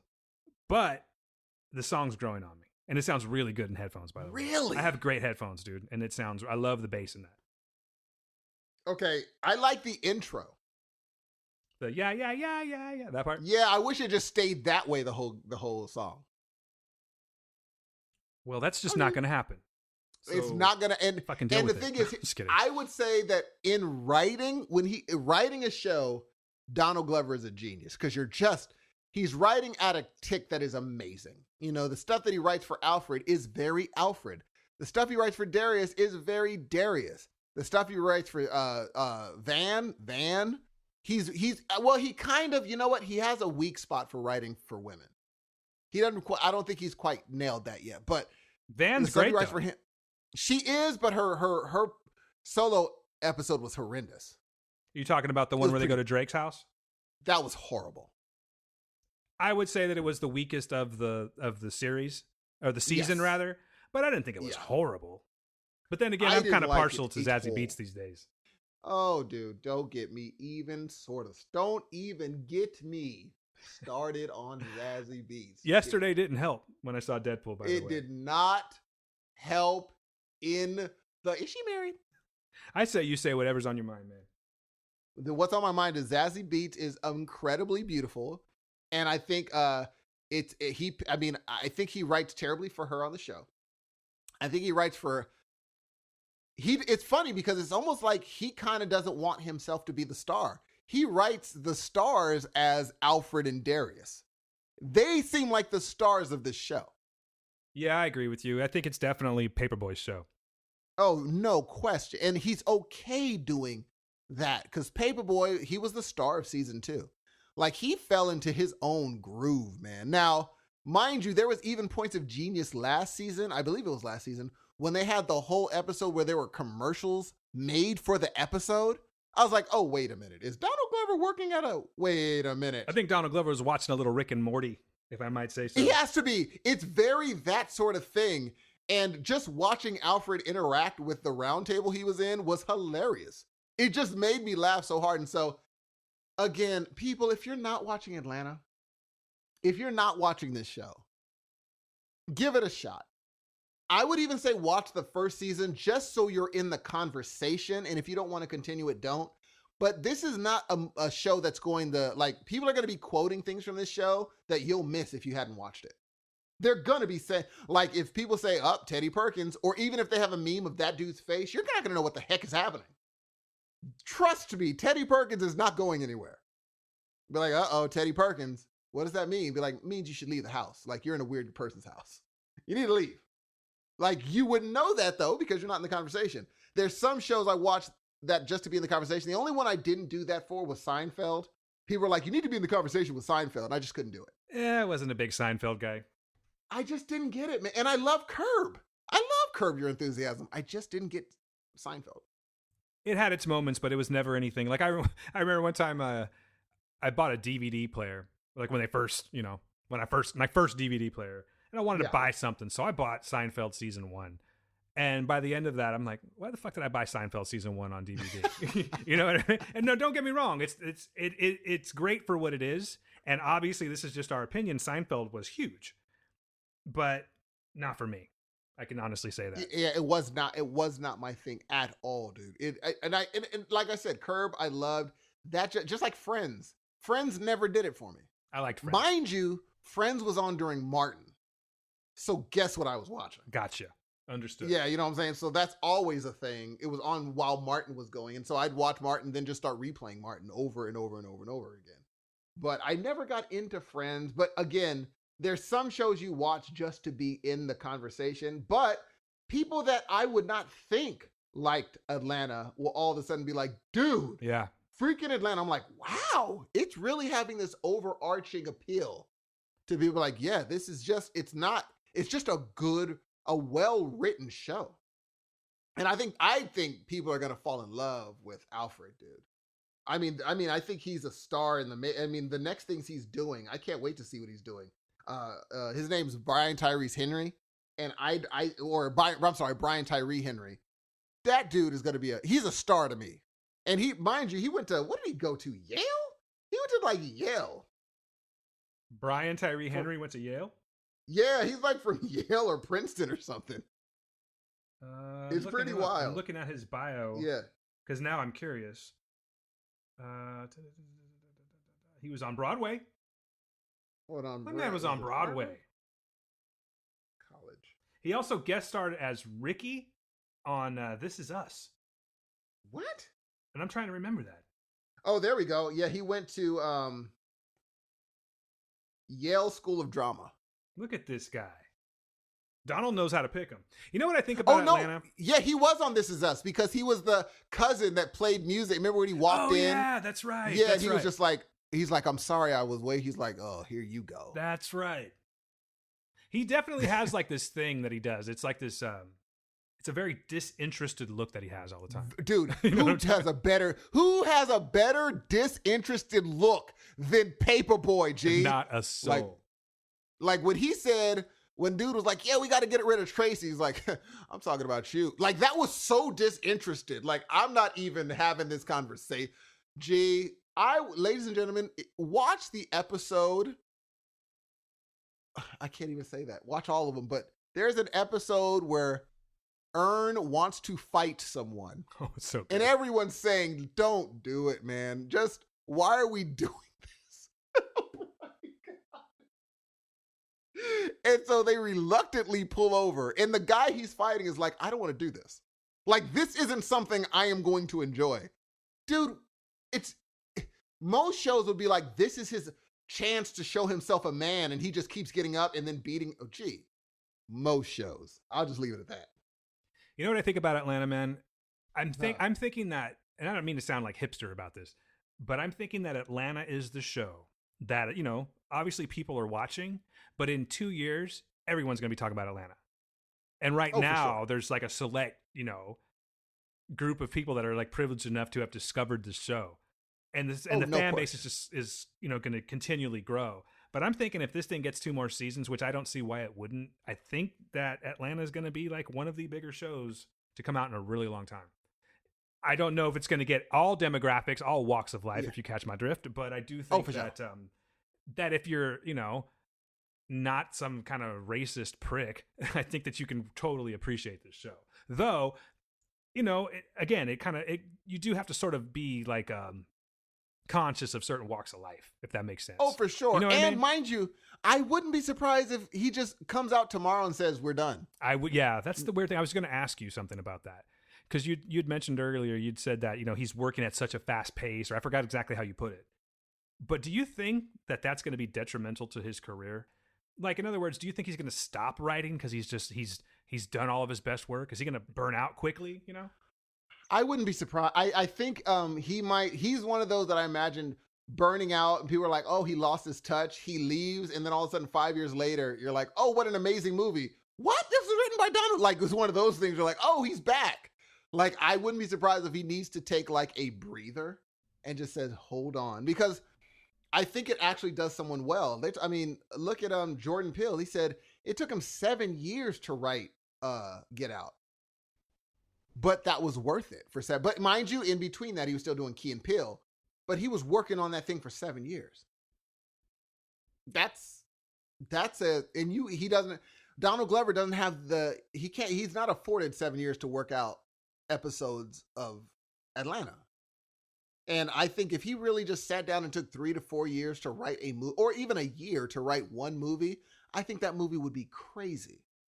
I think he's going to smash it as Lando. I really do. I think I have heard nothing but good things. I'm going to have to completely base my opinion on, make it my own just because it's Star Wars and I'm so invested in it. But I've heard that he's smashing Lando. And I bet you anything that he's going to get a Lando movie out of this. Really? I do. I bet you anything they're going to do that. Are they going to do it based on his popularity? I think it just all depends on if he delivers in this film. It depends on how Solo is, picked. If it's because it's going to make money no matter what. It's got Star Wars branding on it. You know what I mean? But I think it's how the movie carries over to the fans. If he's going to have an easier time convincing people that he's Lando Calrissian than Alden Ehrenreich's going to have convincing that he's now Han Solo. And I think he's going to kill it. I really do. I think he's going to be really good. And mark my words, there will be a Lando Calrissian movie. And you're going to go see this movie on Thursday. Yes, I am. Very excited about that. Probably do a little mini drop afterwards or something like that. Because I'm going to have to I know you're excited. I know you're super excited. I don't know. This isn't I know we're doing this on air. But yeah, I look forward to hearing your thoughts on this this is a big deal movie to you Star Wars folks. It's a make or break situation. Well, I don't think it's going to be, dude, it's going to be a make. There's too many good reviews at this point. It's over. You're either going to like it or you're going to love it. I think that's it. And, it's funny because, I like Donald Glover. I love all of his characters on Atlanta, as you know. We were just talking about one that I especially like, Zazie Beetz. She did an independent movie recently, a very small one. And it opened this weekend. I'm hoping it's going to do well. Have you heard of this movie, dude? I'm not sure I'm aware of this movie, Steve. Whatever could you be talking about? Ladies and gentlemen, it's a movie called Deadpool Dose. Nah, I'm just kidding. I saw it. We fooled them, dude. We got him, Dan. You gotta keep your eye on us. Oh my goodness, I oughta. I'm a little exhausted after that one, man. We are really good. You see that acting forth. job? Yeah. I was really impressed with you, G. By the way, you really acted. Yeah, you should check my improv. It's really amazing. I cannot wait. I know that I'm going to hear a bunch of yak. Hey, wait, hey, you. Why I oughta? I cannot wait. But yes, sir. Deadpool 2. Saw it. Loved it. You saw. Tell me regarding Deadpool 2, it came out this last weekend. When you first saw, give me a little bit of a rundown of how did you like Deadpool 1? I think this is going to be an unpopular opinion. I did love both of the movies. It's not an unpopular opinion. It's just my opinion. I think that Deadpool, to me, I don't get as excited about Deadpool as I would say, Avengers or something like that. But I love it. I love Ryan Reynolds. I think he's the only person that could play Deadpool. But it's weird. Like when we talked about it a little bit last night. I really enjoyed the movie. I thought it was hilarious. I recommend seeing it. I'll probably see it again. Actually, I know I'm going to see it again. But it's just different. I didn't get the same excitement that I would with the Avengers. We kind of talked about that. I think you agreed with me, if I'm not mistaken. Would you say? I don't want to start carrying it down a bad road, because Deadpool 2 is something that all of you should see. If you like Deadpool 1, you're definitely going to like Deadpool 2. In fact, I think it's even a little bit better than the first one. But at the same time, it's weird. I don't have the same excitement that I would with for Solo. Well, no, you can't do Infinity Wars or Solo. Those are major tentpole movies. And maybe that's the thing. Maybe it's because Deadpool 2 got sandwiched into between two major, soon to be, well, they're already blockbusters. But you know what I mean? Maybe that's what it is. But it still made a killing. Yeah, it did. I think it made $125 million its first week domestically. First weekend. That's pretty damn good. That's a nice haul, as they say in the biz. Oh, dude, you're so in. You're so hip. Thanks, man. I like to use all of the vernacular in the movie industry because it makes me seem, high class and prestigious. Of course. Now, with me, I walked into Deadpool I had high hopes, dude. I'm not going to lie. I had very high hopes, probably unreasonable hopes. And I have to say that it met my hopes, dude. As it did mine. It totally did. Like, it was so funny. Off the jump. It's just this, you know what? Deadpool has the perfect way of turning really bad things into really funny things. You know what I mean? Like this. Totally, dude. Like the first scene starts off with something that potentially, or that should be taken seriously. You know what I mean? Of course. Where he's at and what he's doing at the beginning of the intro. Of course, they make it hilarious, like only Deadpool can. Dude, and here's the thing that I love that they do with Deadpool. So Ryan Reynolds knows what he can and what he can't do. So what they do is they make a Deadpool so overtop funny and sarcastic that when he has these tiny light moments of realism, it hits way harder. He doesn't have to do much for it to hit hard because he's so over the top one way that if he's like, no, seriously, I'm sorry. Something as simple as that, you're like, whoa, what deep acting skills. No, he just is playing it straight for once. And so it seems amazing because of how over the top sarcastic he is for the rest of the movie. It's actually genius. He knows what he's good at, and he does it so well that he doesn't have to be great at serious things. He can just do that thing and be a little serious, and it really catches you so off guard that you're like, oh, that was a moment of like realism there. Yeah, you're so right about that. So right about that, because I was watching, I know the scene that you're talking about, a couple of them actually, but one in particular that had to do with well, I don't want to say, no spoilers, but yes, it had to do with this someone else's issue. Yeah. Yes, exactly. Yeah. And I'm like, oh shit, I'm kind of watching a serious Ryan Reynolds at the moment of all movies, Deadpool, but he did it very well. Because you expect him to go one direction where you're like, oh, here comes that comment. Nope. And you're like, oh, look at this. This is interesting. And I thought that was very wisely put, meaning let's make sure that people understand that he is a person with feelings. He's not, even with the over-the-topness, he's a person with feeling, which makes the over-the-topness even better for me now. Because he's not this over-the-top weirdo. This is actually something that he's conscious he's doing. He's conscious of it. And that's just how he chooses to go about life. And I'm like, for me, it made Deadpool even better. Me knowing that he knows. He's in on the joke. He knows. Oh, fully. And there was so many fourth wall breaking that was perfect in the time when he was doing it. I was like, this is such a good, fun movie. No one's gonna, and I'm glad that Marvel isn't trying to do a bunch of other rated R movies. They know that Deadpool is the only one that can kind of get away with it. For sure. Like hard R. Yeah, they don't want to overstep that boundary. That'd be a bad idea. And even the previews, so one of the previews especially was a hard R preview. And I was like, oh, they know who's in this theater. They know exactly who's in this theater. It was the Melissa McCarthy movie. Shit, that movie looks funny. That was a hard R preview. You know, a red band preview. I didn't know that they played that. I actually walked in late, so I didn't even know that they played that. I just happened to see that today on Twitter. That movie looks hilarious. They played the whole thing, even from at the end when he's doing something all over the room. In the theater, we were all like, oh my gosh, what are we doing right now? And so they played that preview knowing that this is who's there. And so when I'm talking about 5 minutes in, I was totally, utterly in. And they would have had to work pretty hard to get me out. And it was going further. I was like, dude, when it ended, I said, this is a great movie. Like, there's no fronting.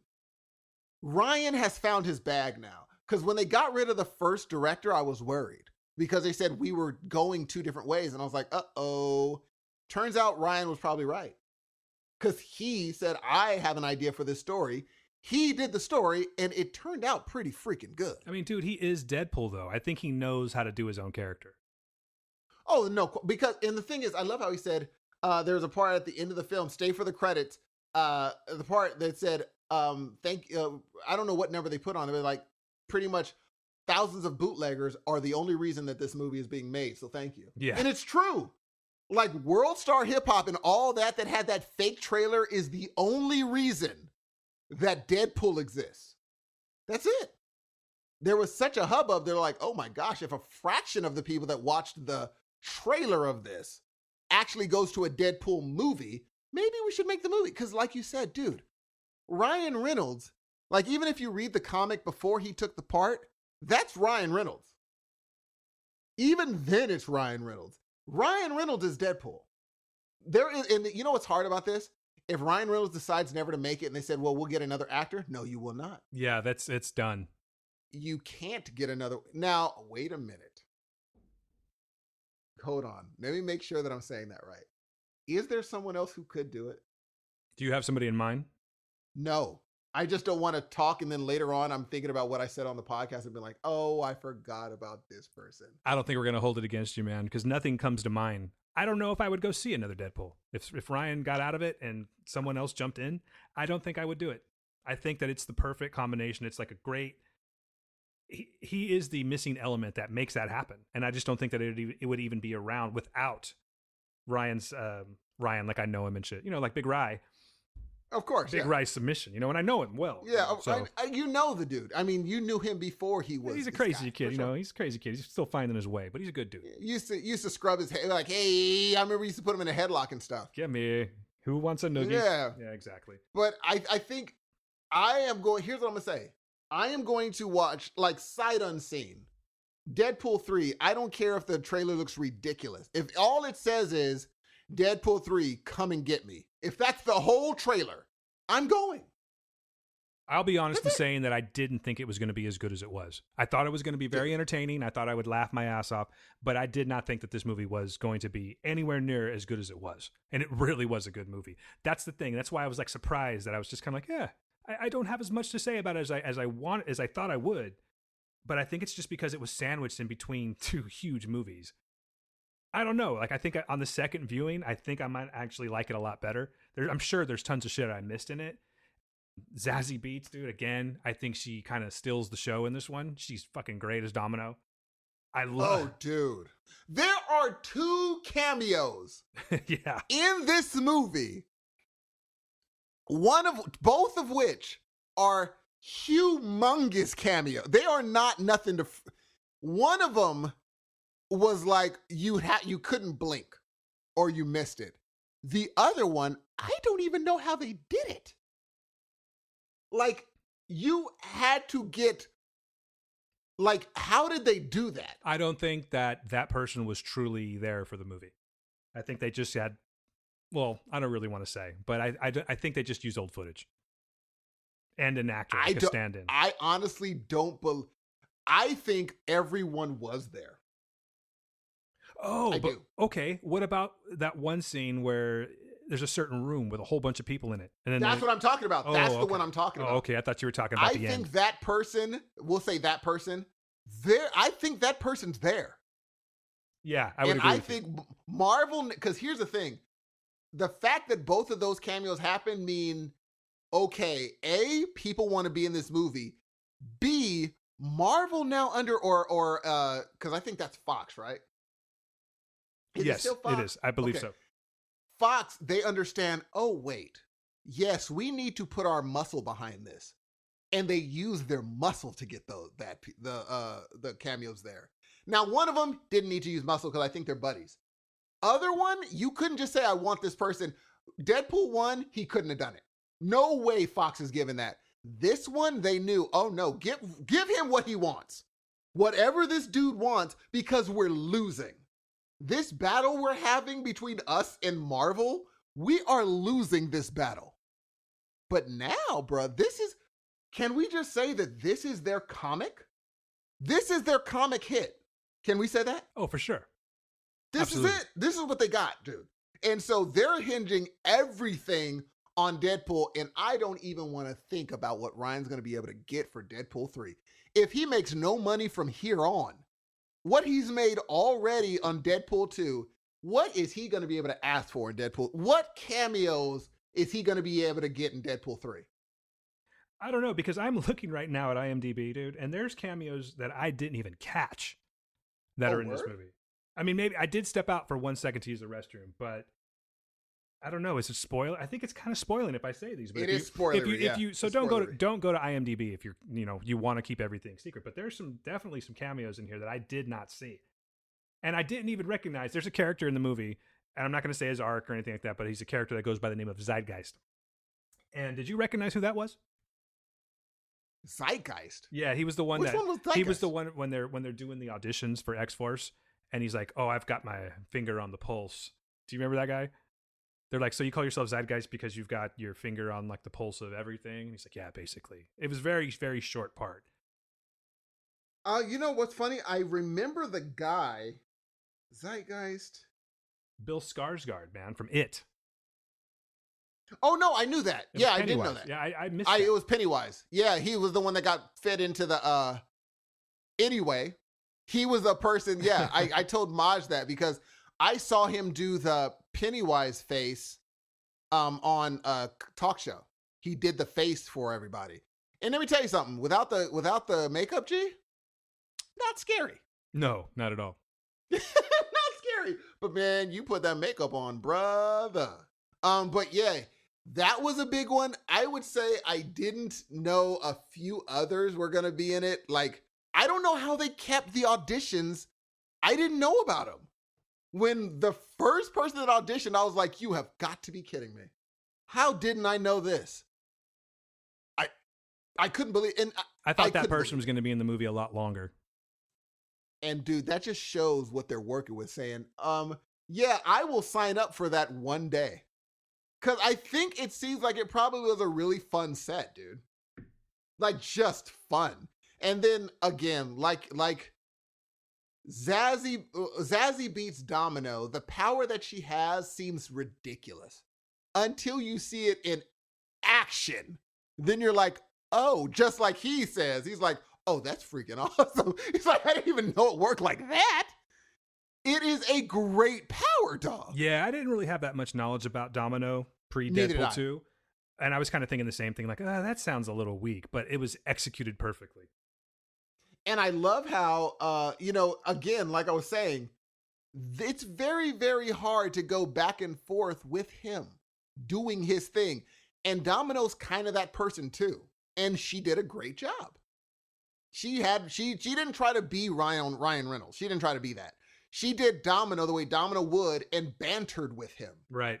And it was really fun. It was just super duper fun. Now, Josh Brolin as Cable killed it to me. Dude, what are they? I loved him. What are they feeding this dude? You know what I mean? Like, you were saying that. he Yeah. was a beast in this movie. Like, that dude is a very in shape 50-year-old dude. And I know 50's not totally, old or anything like that, but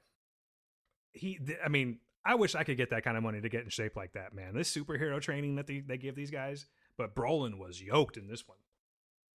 Dude. And Cable's such a great character. I loved everything about Cable. He was a badass. It went somewhere I didn't think it was going to go. I'm not going to say anything, but they really turned this story on its head. Now, looking back, I was like, how didn't I see it doing that? It's just such a movie where you would see it going either way because it's just Deadpool 2. Who knows? And I just really appreciated that they gave Deadpool a heart, sort of. He wasn't just a random. The first one, you didn't really get heart at all, pretty much. Yeah, they humanized him a lot more. They humanized him, and it makes you now. It is going to accidentally make you worry, even though the character Deadpool can't die. You would literally have to incinerate his very molecules for him to die. But, Thanos cursed him to live forever. So he's alive, period. And even though you know that, you still are now, since he's humanized, you're not going to want to see him hurt. Because you now know him as a human being, not just this random masked crazy man. Yeah, and where they took him, like, a huge spoiler of the movie, but where he goes and who he sees and how he is with that person, I was like, dude. this is not the Deadpool that we saw last couple years ago. You know what I mean? Like, they've made his character a lot stronger, and I can't fucking wait to see X-Force now. I think it's going to be good. Hey, by the way, guys, if I'm talking just a little more quietly, if you've noticed that, you probably didn't, but I love to out myself. Got the kid asleep next door, so I'm sorry about that if I'm toning it down just a little tiny bit.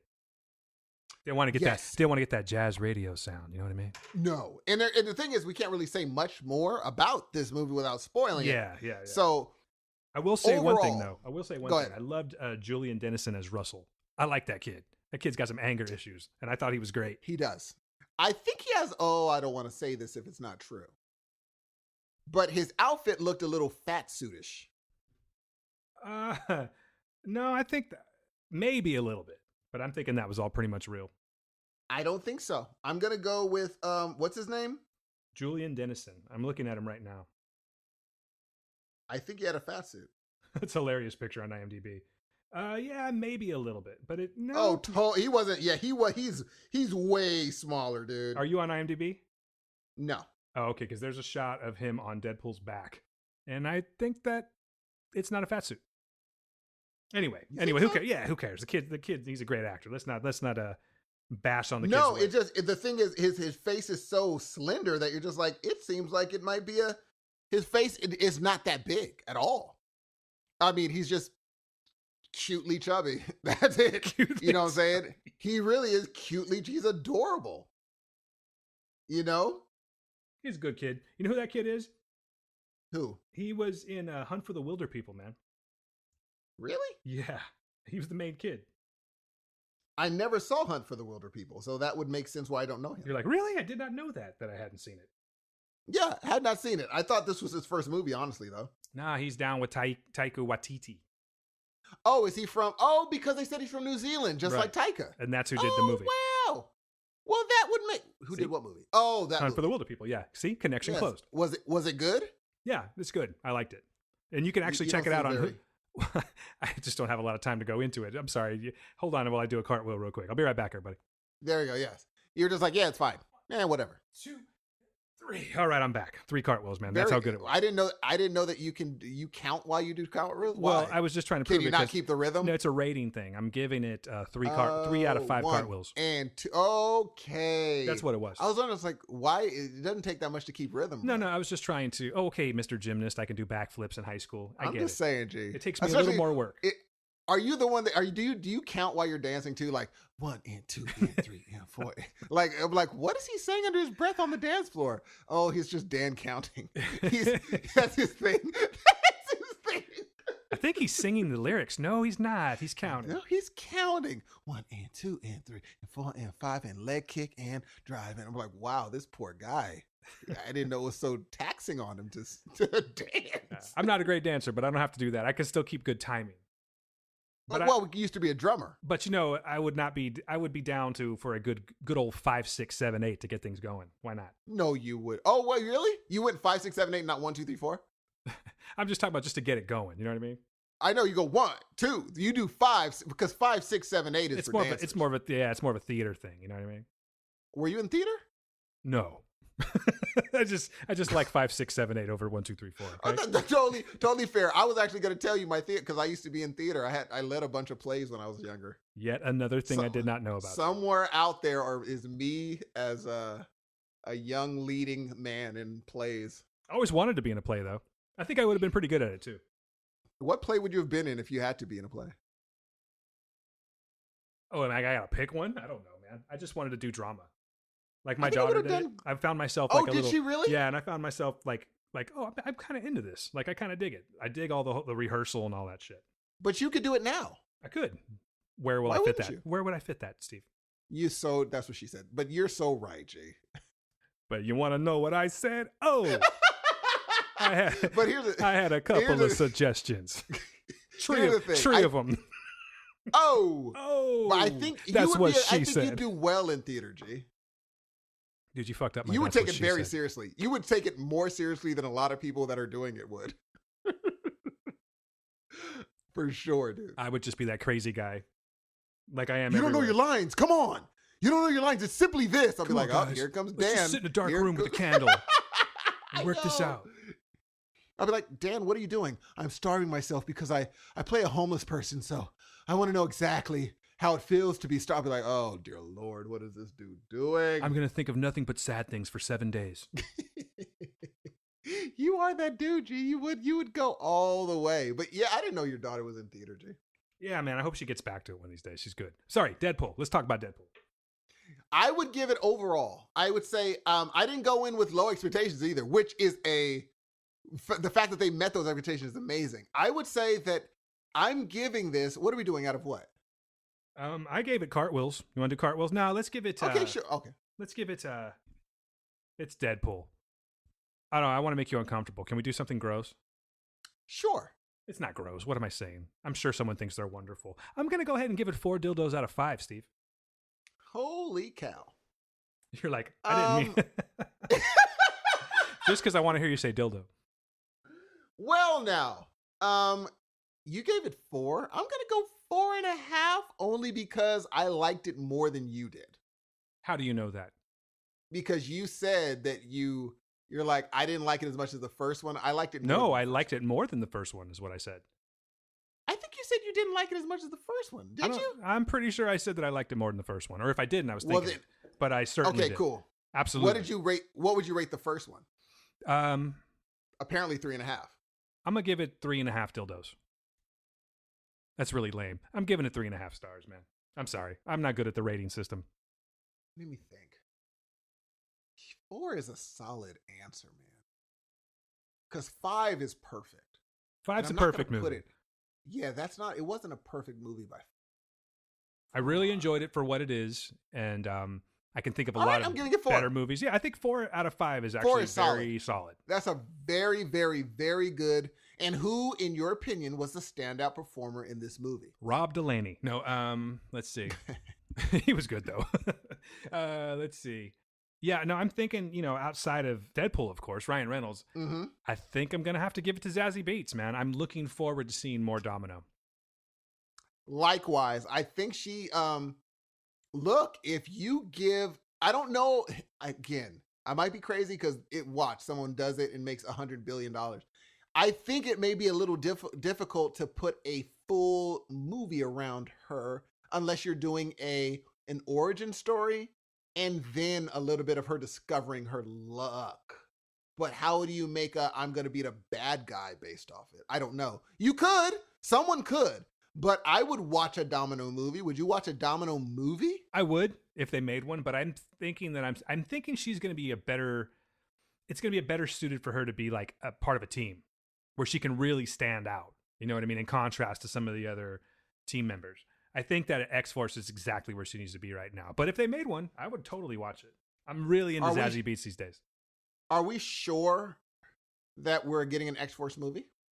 I believe we're going to get an X-Force movie. In fact, I feel like that's already in the works. Really? I'm thinking so. I'm looking. And you know what? I'm going to see if other people catch it. I'm not going to say anything about it, but this movie had a few woke parts too. I'm not going to say which ones they were, and I'm going to see if other listeners catch them. There are a few woke parts on this movie. Well, they're very good about writing into us and answering our questions, Steve, so I'm sure we're going to... Sorry. We will! I'm sorry, guys. Will. Why is he so mean to y'all people? I'm not mean. I'm not mean. I'm just butthurt because I want to talk to you good listeners, man. I appreciate you stopping by every week. I want to get to know you. I'm just curious what you think. That's all. So I'm sorry if I was a little bit butthurt right there. I will never say things about my beautiful, awesome, amazing listeners. Yeah, I love y'all even if you don't talk. You're the nice guy on the show. What can I say? I try. Well, look, ladies and gentlemen, we have gone through your ear holes for about 2 hours now, including the pregame. Listen to the pregame. I have an interesting story to tell you guys. But before we go, I want to let you know that we love all. I missed you when I had to leave early last week, and now I'm back. Dan kind of missed you when he dipped and cheated on us all for another podcast, but y'all should definitely listen to Dan's episode to hear him. He's doing improv, ladies and gentlemen. We're talking about improv, like the Upright Citizens Brigade stuff, man. And I'm going to listen to it tonight so that I can support my boy. Please give us emails and all that stuff. Leave voicemails. We love you so very much. And this is the last you're going to hear of my voice for a week. This is Steve signing off. Peace. Now, see, I'm going to make him retract that statement because there's something I wanted to tell you real quick, man. You reminded me. I'm sorry, I'm out. I see. I just did it. See how that works? Don't hit pause, man. So what I was going to say is I wanted to give you a real genuine compliment. I wanted to tell you, brother, because I listened to this damn thing enough because I had to edit the last episode 3 times. Dude, you killed it. You killed it last episode. And I just want to give you props for that, man. I think everything that I found myself in a place where I'm not normally at, where I just wanted to listen more than I talked. And I think that it truly shows. I think that you and Johnny just killed it. And I wanted to thank John. I almost called him John, but really he's Johnny Bucks. I wanted to thank Johnny Bucks for coming on, man, because I think you did a really good job too. And I was totally into whatever you were saying at any given time. And thank you for taking all the notes. And honestly, guys, if you want to hear a really great, I gotta be honest with you, I think I was kind of the weak link in last week's episode. You were not. But anyway, I'm not making it about me. What I wanted to say is, I really think that you did a great job. That's it. I don't want to tell you that all week, by the way. And John, appreciate. Thank you very much. And John, you rocked it. You really did.